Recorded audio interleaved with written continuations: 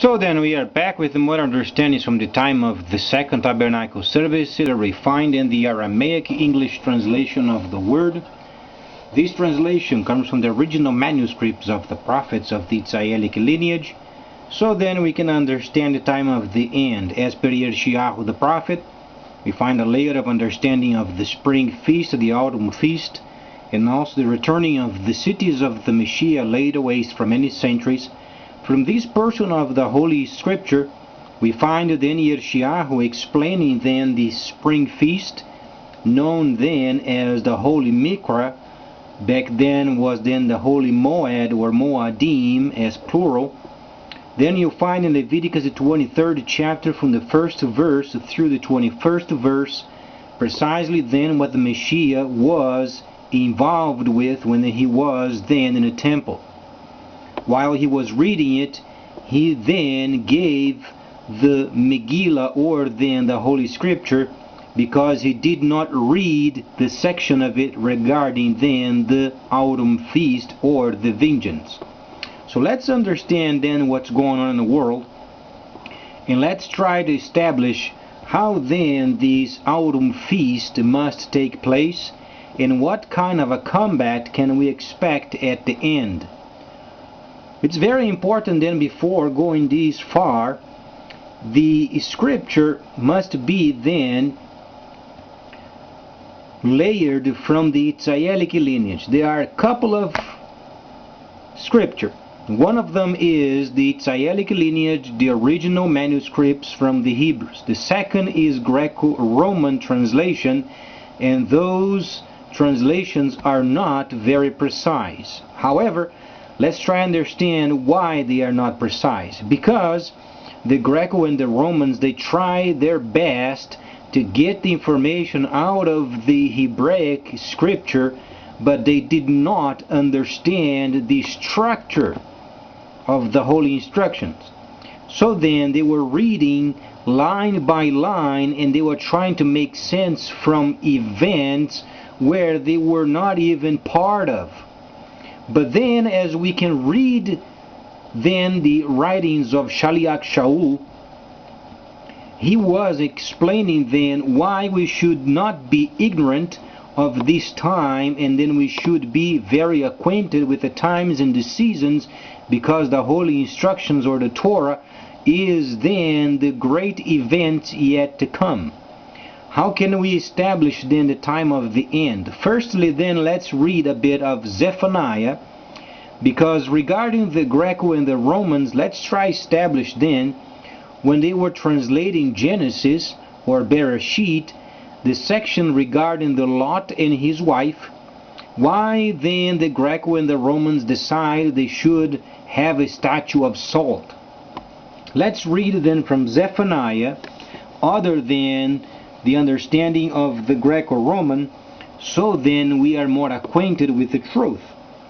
So then, it's explaining then the cities of then Moab, and then the sons of Ammon, and then he talks of the pit of salt, and then a ruin forever. Where can we find this? Zephaniah 2nd chapter, and then verse number 9. Pit of salt. Pit of salt, the understanding is truly it's a pile. The word there, pit, has a mixture of the time of the end as perdition mixed with a pile of salt of burning. Okay, it is a simple understanding where then Zephaniah he united both of them, but truly those are a couple of understandings. Why? Because prior of the 2nd chapter you find the day of wrath. You find then the drinking, then the day of wrath. He was already talking about the anger and the destruction of the end. At the same time, Zephaniah the prophet, he was aware of the situation regarding the cities of the plain. Not only this, but he was aware of the burning of the body of a person, where then only remains the mineral salts of the body, thus then a pile of salt. What he is trying to explain is this: the destruction as if you were reading a pit of perdition plus piles of salt. So it's a mere understanding of those situations because of the combination that Zephaniah was explaining. Truly, in a technical understanding, Zephaniah should have obviously separated those two understandings so they would not mix. But then it was so known at the time. Let's try to understand this situation. These prophecies were very known at the time. People were very acquainted with them. So then the understanding was, as then from the pit that comes destruction at the end, because he prior explains then the time of the wrath, he explains the autumn feast, he explains then drinking from the cup. So then we can understand what takes place then from the pit, destruction. At the same time, he combines with the shout of sulfur known as the second death. So he combines both of them. Truly, if we understand precisely, these situations are separate, but because the time they were very known, then he combined them both. Though very simple understanding. Okay. So then, reading from the instructions, you find the Greco and the Romans explaining then the statue of Salt and the wife of Lot. It doesn't exist. Back then, let's rephrase the situation, because the Romans, primarily, they used to get paid taxes in Northern Africa mostly, in other areas also, but mostly around the area of North Africa, they used to get paid with salt. Columns of salt. They produce these columns of salt even today. So then, because they did not understand the holy instructions as they were translating them, then they were obligated, in the most popular situation of their time was receiving taxes via columns of salt. So they introduced their own ideas how then the wife of Lot became salt. Does not make any sense. In plain English, they were liars and scoundrels. But they did what they did. So then we know the truth at the time, and we understand those people became, each of them, a pile of salt. So then, let's read from Zephaniah once more and understand the second chapter then. In verse number 9, he explains then the cities of the plain and also the situation regarding themselves as then becoming a pile of salt, each of them because they were very evil. Understandably, the prophets of old, they used to point the people back to the instructions, because that's the reason why they were there for. They were pointing them back so then they would walk on a path. So then, how can we understand the time of the end and the combat of the end known as autumn feast, vengeance, wrath? What can we understand? It was explained before, a bit of it. These scriptures, they were already tested during the time of the end of the 1,000 years of the Messiah. There was a Gog, a Magog of the end of time of the 1,000 years of the Messiah. What went on in a regular calendar of 1009. Now the Muslims, they went to Jerusalem, and for the first time the tomb of the Messiah was destroyed. The scripture, the entire scripture was tested during that time. It was the end, as if the world was ending at that time. So then what can we understand? The scriptures were tested. Then came 1,000 years of deceit up to 2009.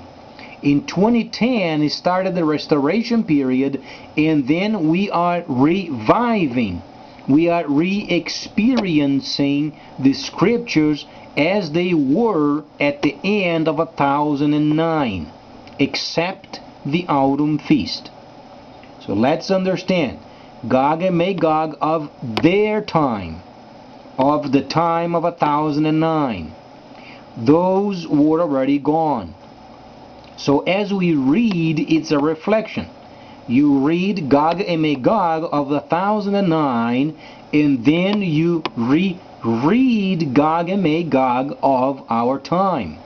So then, what is Gog and Magog? Obviously, USA and Israel. Those are the Gog and Magog of our time. So then, back then you could understand. Since Israel was not obedient, you can understand Gog and Magog of their time. Let's understand how was then the most important nation of the time. We have to do a bit of research, and we going to get back regarding these later. But there was a Gog and Magog of the 1009, and there is a Gog and Magog of our time, awaiting for the time of the end. So then, what else can we understand of the situation?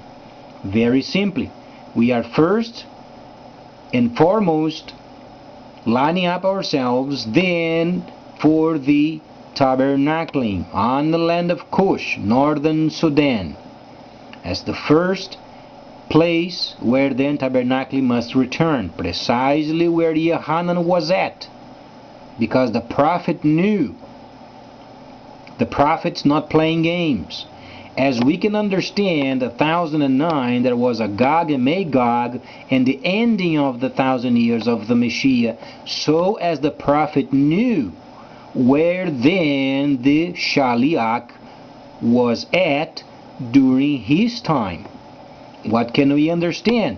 The same situation, Yohanan was there then in the land of Cush, so during this time, the restoration period, the first holy city is going to be at restarting as it was started back then. First city, then combining total of 8 cities. 7 cities in Asia Minor and a city in northern Sudan, known as the land of Cush. First city as per Yeshayahu the prophet, chapter 1:8, where then the Gentiles were then included.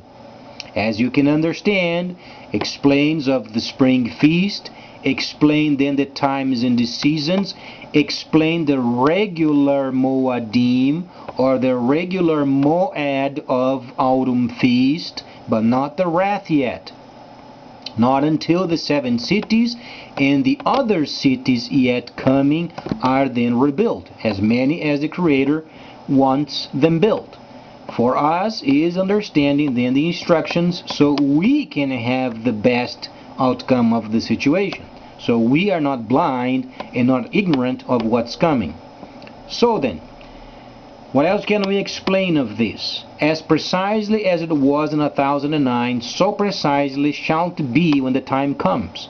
If you want to understand step by step, read secularly what went on with Israel in 1009 and the destruction of the tomb of the Messiah, then you wilt have an understanding of the combat of the time. We do understand that this time there is the true wrath and the autumn feast involved. True. However, the step-by-step formation is precisely as it was in 1009, because it is restoration period. What was must be. There is nothing new. However, the autumn feast is new, and it is then obviously 490 days of autumn feast, as the spring is half, so the autumn is half. Then, what can we understand of other countries? We can understand simply by reading then Daniel the 11th chapter. How can we understand the Northern Kingdom? Lately there is a protest in Kiev, in Ukraine, and they are part of then the Northern Kingdom. What do you think is going on over there? They are going to get crushed.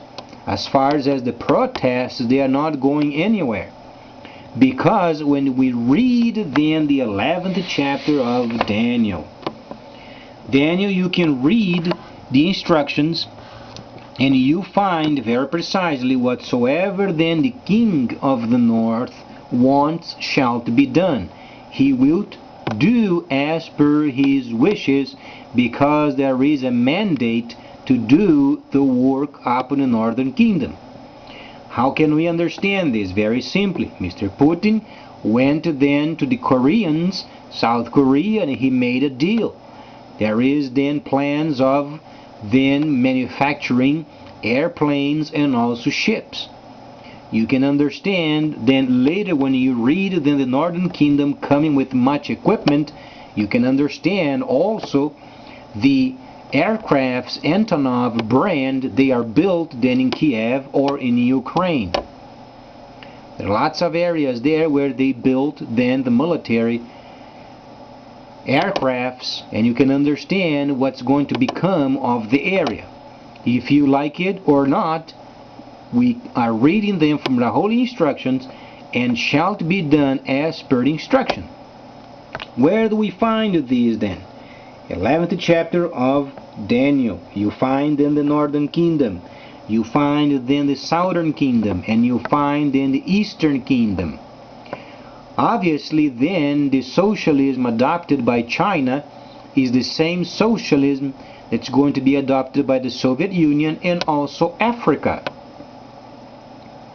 So then the organization of Africa, because they are then the land of the fierce. Why then Africa is so fierce? Because of the deal that Africa had with the King Solomon. It goes back many centuries ago. When King Solomon was on the throne, there was an harmony going on the land and far beyond Israel, reaching Africa and many corners of the earth, because obviously the fame of the Creator Yahweh was very then popular back then. Africa received its harmony, but then unfortunately later was broken. When it was broken, Africa became fierce because they lost the harmony that they had, and they did not understand why. But this harmony is returning. However, the Southern Kingdom must also adopt the socialist system of China via trade. Let's not be confused the socialism with the power of military. Power of a military becomes then obviously a very clear situation regarding the Northern Kingdom. If you read Daniel, then you find, and the Northern Kingdom shall come with much equipment. Much equipment means military. The Southern Kingdom work. Then the Eastern Kingdom always working. Kingdom of China and the Kingdom of Africa. Then you can understand what's going to take place then in the land of Cush and the area and the Black Pharaohs and so on and so forth. So there's lots of events going on at the same time. Next year then China is making a deal with Congo. Thus then the socialism of China being extended. Then when you read then regarding China, it's not divided, but it is extended. When you begin to read then the holy instructions, you find then China or the Eastern Kingdom then being divided. It's not divided but extended. You find then obviously the understanding of Cuba, of Mr. Castro and Mr. Guevara during the time of the 60s, where then the Cold War was at its height. Then you find the situation regarding this specific topic. You find then in a very important word in Hebrew, and there is the netzer.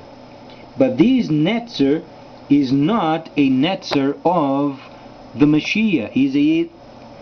Truly it is the netzer of the understanding of the region, known then as then a socialism geared towards a very disciplined type of trade, obviously via computer. So let's understand what makes this system socialist. It's not countries coming together and trying to rule by force. That's not the point.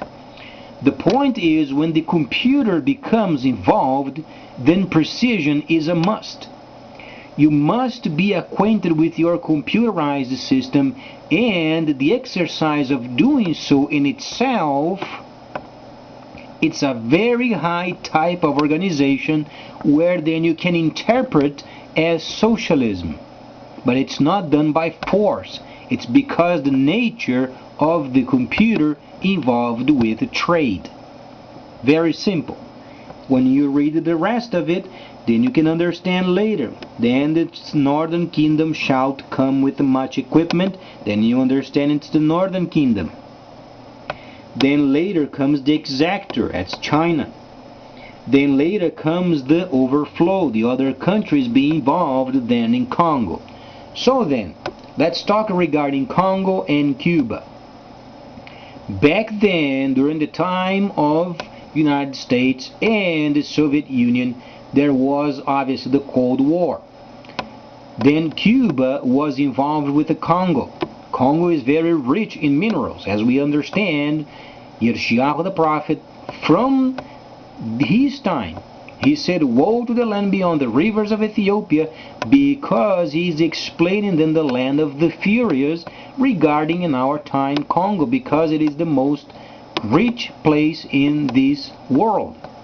Very important for technology, for aerospace, in many other areas of technology, because primarily at the time then coltan, very high quality coltan. Then we understand Yirmiyahu 1:8, what he said beyond the rivers of Ethiopia. Then we find not only this, but why it's so important, because Yirmiyahu knew there would be a system. Yirmiyahu knew it. He knew it. There would have at the end a system. Yirmiyahu, we don't have the entire manuscripts of Yirmiyahu. We have at least 10 times more writings of Yirmiyahu, and we don't have it. What can we understand? Yirmiyahu was very important, and he was very compacted. The Messiah quoted Yirmiyahu very often. Every prophet, there is a link with Yirmiyahu. He was the most important of his time. There were so many manuscripts. We could read the entire Torah in the entire future in the present time of Yirmiyahu, the restoration period and the ending of this age and the initiation of the new world, without having any other scripture of any other prophet. We simply don't have the entire sect or then the entire set of these scripture. They were lost. Some of them were burned. Some of them people with anger removed from his hands. He was persecuted. He was thrown. And then at the end he was sawn in half. And today we are precisely reading his instructions because came from above. We wish we would have the rest of his writings because it would be a whole lot more complete. But then we have the enough, so then we can combine with other prophets and understand times and the seasons from generation to generation. However, if we would have Yirmiyahu's prophecies, every prophecy that he prophesied, every writing, every Megillah, we would have the entire understanding from him. So then, later they're going to explore more of the time of the end and the combat. Who is then the Gog and Magog of our time? It is Israel and United States. Very simply, because when you read then the despised one in the 11th chapter of Daniel truly is the United States, because they are trying to extend their time, as then Daniel the 2nd chapter portrays, then the king of Babylon building a statue of gold entirely. So then, United States next year, they're going to have a lot of trouble, because in September Dragon Mart is opening in Cancun, Mexico. And then people used to go then in the United States to buy Chinese products. They're going then to Cancun, Mexico. Not only this, they're going to enjoy a nice vacation at the same time, while paying up to 5 times cheaper in Mexico than in the US. You can imagine what's going to be like the economy next year after September. Then you find the second Panama Canal being open in October. Then from then on, Another year or year and a half, then comes the Chinese system via computer. A simple download in your computer and you are in a system. Then we jump forward where then Yohanan explains regarding the freighters of the earth. The freighters of the earth in the writings of Yohanan must be in line firstly with Yeshayahu. Any prophet at any time, though the Messiah spoke, understandably he was Yahweh Yeshua, very important person. However, he was reading and quoting from Yeshayahu the prophet. We combine what the Messiah said and must line up with Yeshayahu. Those, they are in harmony. So the Messiah speaks, Yeshayahu then lines up with it. The Messiah speaks, Yeshayahu lines up with it. Whatsoever the Messiah spoke was in line with Yeshayahu the prophet. So then, as we read these, what can we understand of the autumn feast? Very simply, 490 days, very precisely, because 490 days was then the spring feast. The autumn feast is 490. So then, what can we understand of Zechariah, the 5th chapter? Let's try and make these extremely simple, because the Creator truly, He promised Himself that He would reveal Himself even to those who are not part of His holy covenant. And He kept His promise. Those people who are interested in His word, if they give themselves entirely, He will teach you, as He is doing while you are hearing. So then, what can we understand of Zechariah, the 5th chapter? Can we line up Yeshayahu with Zechariah? Absolutely. We simply don't have the rest of the writings of Yeshayahu the prophet. If we had his entire writing, we would have every prophet in it. Not because it's a work of a person or personality. You don't place personality in layers of understanding. Either you understand a layer from many prophets in line with the Creator, or you don't understand. Personality does not play in a situation. Though those people, they had their own unique personality, but speaking on behalf of the Creator, the layers of understanding were always the same, because the Creator Yahweh, He never changes. He said He changes not. Though let's read then this situation and understand what it means. Couple of galals. Let's understand what the situation then is, because we're going to prepare a path, so then when the combat starts, then we can include the Messiah, his objective, where are the testifiers of the Messiah, who is going to be saved, who is not going to be saved. Let's try to understand these from the Yitzhayelic lineage, and if you do not like the holy instructions as they are, so then take a hike. Because the Messiah even said to his own disciples, known as Shilishim, if you are then upset, go along with them. Die with them. This is what the Messiah said. Either you are then fervent for the kingdom, or then you are wishy-washy, and the Messiah does not look, and does not like people with warm situations. He wants either hot or then cold. Either you are from the world or you are from the Messiah. So let's understand what it means. When we read then the 8th chapter of Revelation, what can we understand? Couple of situations. When we get there, in prior of, we find ourselves studying Zechariah in line with Yeshayahu. Then you find every time you read a prophet speaking of wrath and vengeance, you are reading Autumn Feast. When you are reading then Zechariah, you have a couple of bombs, galals. Then in Hebrew is simply a tube. When the skin of the animal was then dried and so on and so forth, as the Hebrews always knew how to make those galals, they used to make a tube with it. The mere making a tube tube, an empty or blank skin, making a tube out of it, it is a galal. When you have holy writings on them, then becomes a Megillah. Megillah is then the instruction.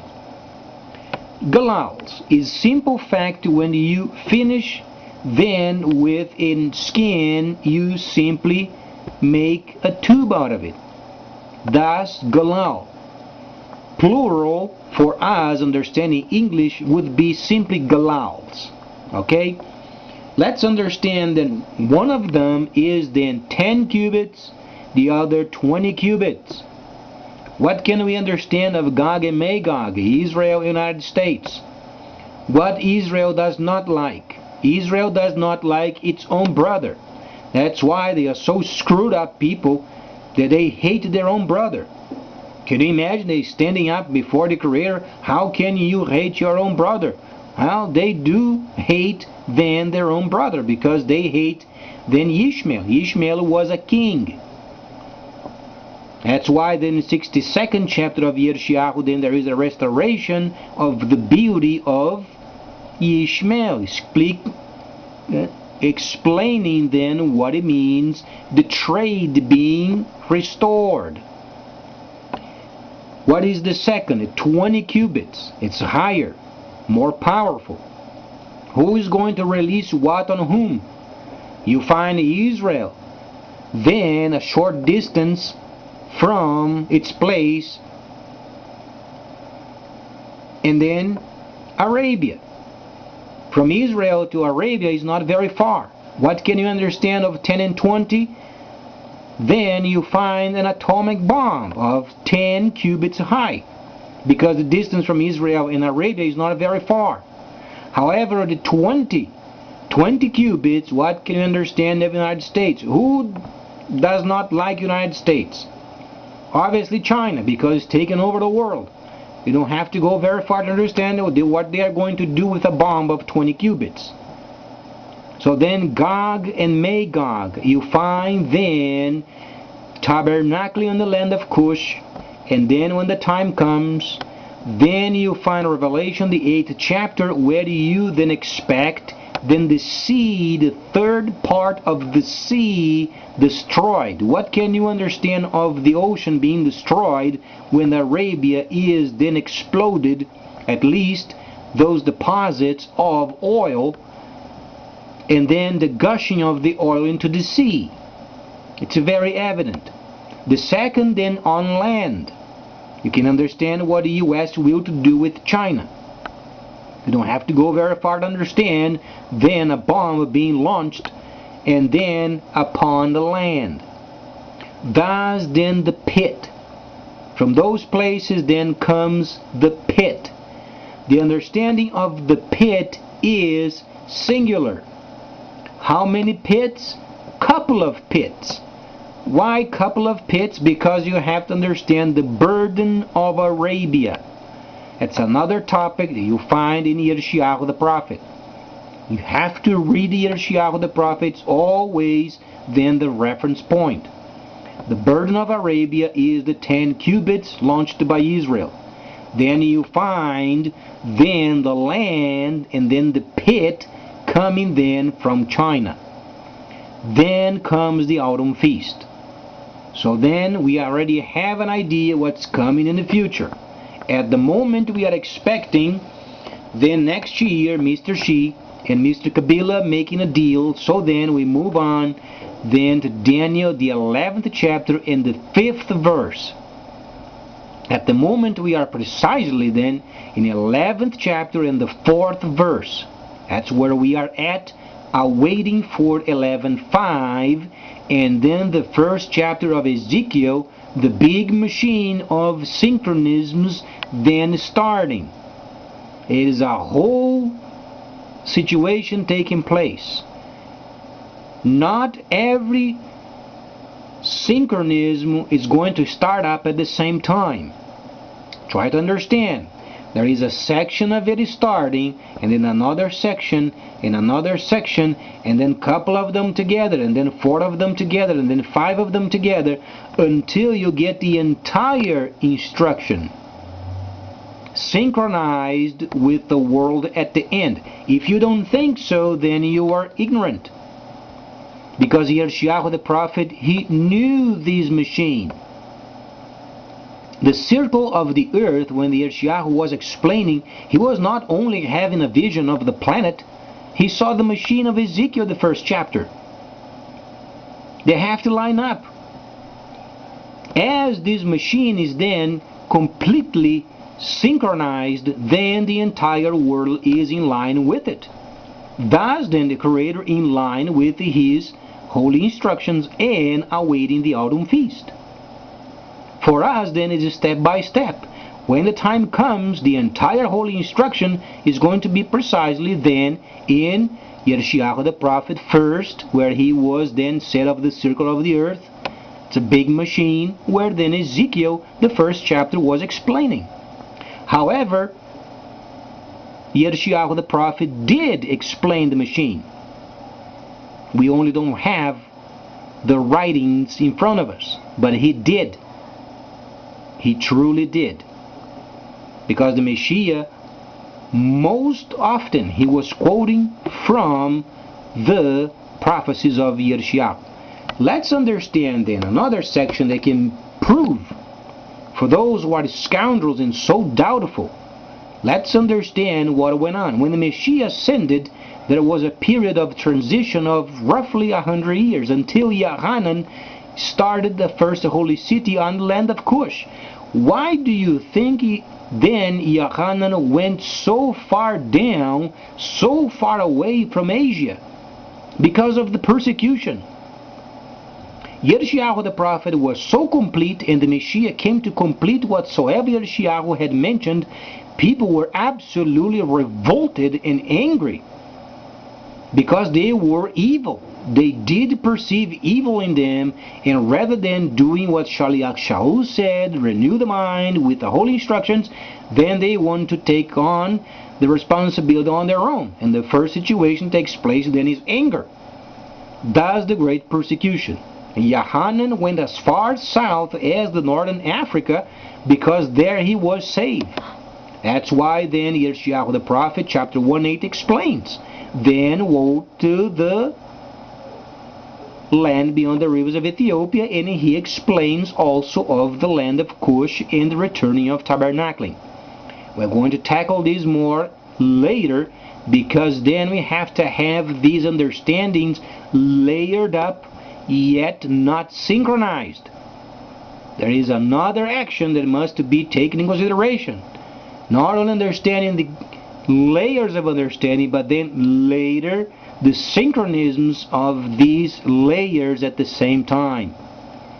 As per then Yirmiyahu the prophet and Ezekiel, then you understand the big machine and the entire scripture, then synchronized and layered perfectly.